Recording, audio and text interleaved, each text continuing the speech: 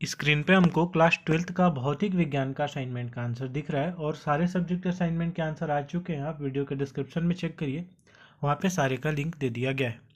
Important questions आ गए हैं और बहुत सारी चीज़ें आने वाली हैं। टेलीग्राम ग्रुप को ज्वाइन कर लीजिए, डिस्क्रिप्शन में लिंक उसका भी दे दिया गया है, वहाँ पर आपके लिए बहुत सारी चीज़ें आएंगी। पहला प्रश्न इसमें क्या बोला गया है कि प्रकाश के व्यतिकरण के लिए कोई आवश्यक 2 शर्तें लिखिए। तो 2 शर्तें हमको लिखनी है, दोनों शर्तें हमने यहाँ पे लिख दिया हुआ है। प्रकाश के व्यतिकरण के लिए आवश्यक शर्तें, तो दोनों ही प्रकाश तरंगें लगभग समान आयाम तथा समान आवृत्ति की होनी चाहिए जो व्यतिकरण की घटना में भाग लेती हैं।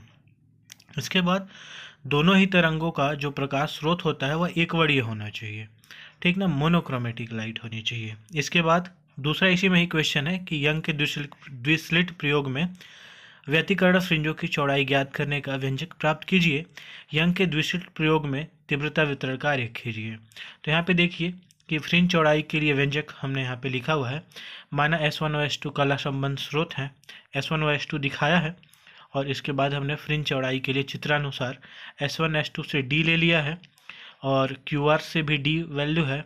और इस तरह से आप देख लीजिए कि ईजिली यहाँ पे सारी चीज़ें हमने मान के और समकोण त्रिभुज लिया हुआ है दो ठो, और दोनों में S1P और S2P स्क्वायर की वैल्यू निकाल के S2P1 और ऐसे करके, और आप देख रहे हैं कि S2 और S1 को एक जैसा दिखा के D में, और आंसर हमने यहाँ पे ला दिया है। मैं जल्दी जल्दी यहाँ पे इसलिए कर रहा हूँ क्योंकि बहुत ज़्यादा टाइम अपने पास वेस्ट करने को है नहीं। अपने एग्ज़ाम के लिए निकल चुका है डेट और उसकी प्रिपरेशन भी करनी है, तो आप इसको खुद ही से समझिए। कोई डाउट हो तब जाके यहाँ पे कमेंट करिए।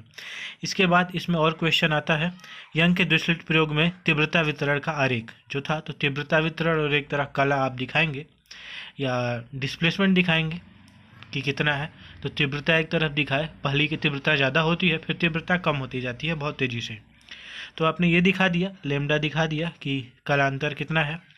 इसके बाद देखिए दूसरा प्रश्न क्या आता है। दूसरा प्रश्न इसमें क्या पूछता है कि दे ब्रॉगली की परिकल्पना लिखिए। कोई इलेक्ट्रॉन विरामावस्था से विभव v वोल्ट में द्वारा त्वरित किया जाता है, तो इलेक्ट्रॉन की दे ब्रॉगली तरंग दैर्ध्य का सूत्र प्राप्त कीजिए।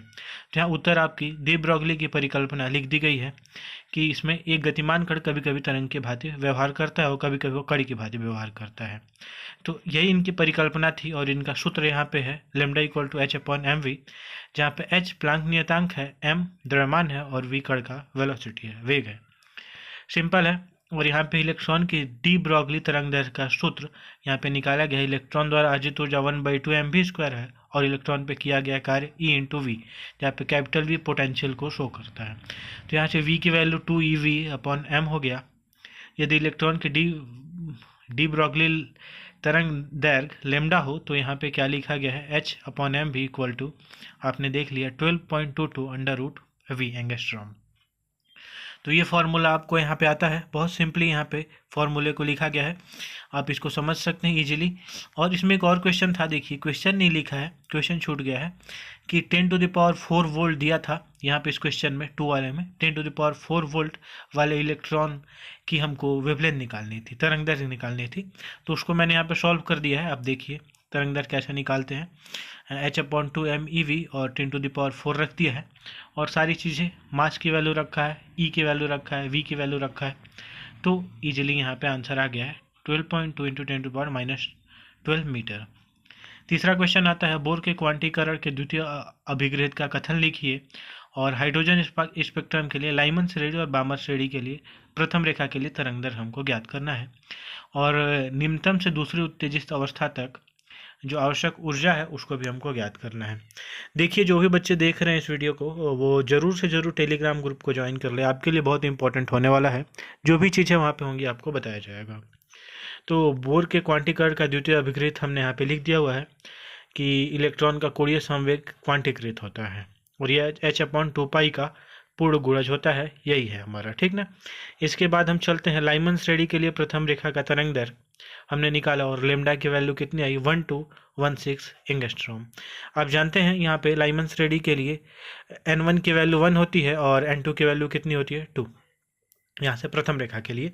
इसके बाद बामर श्रेणी के लिए n1 की वैल्यू 2 होती है और n2 की वैल्यू 3 होती है, तो आपने यहाँ पे उसको भी रख दिया है। तो यहाँ पे वैल्यू आ जाती है 6563 एंगस्ट्रॉम।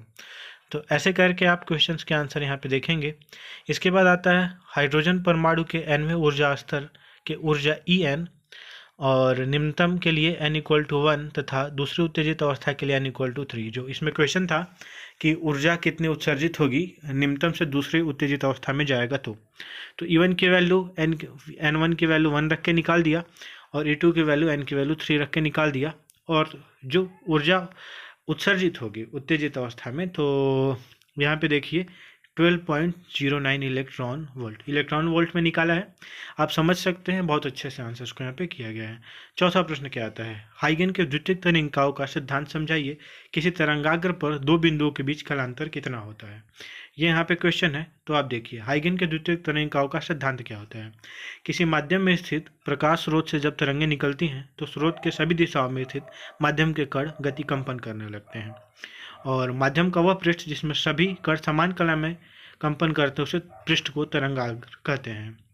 इसमें देखिए तरंगाग्र पर जितने भी माध्यम के कण उपस्थित होते हैं वो सभी कण एक नवीन तरंग स्रोत का कार्य करते हैं।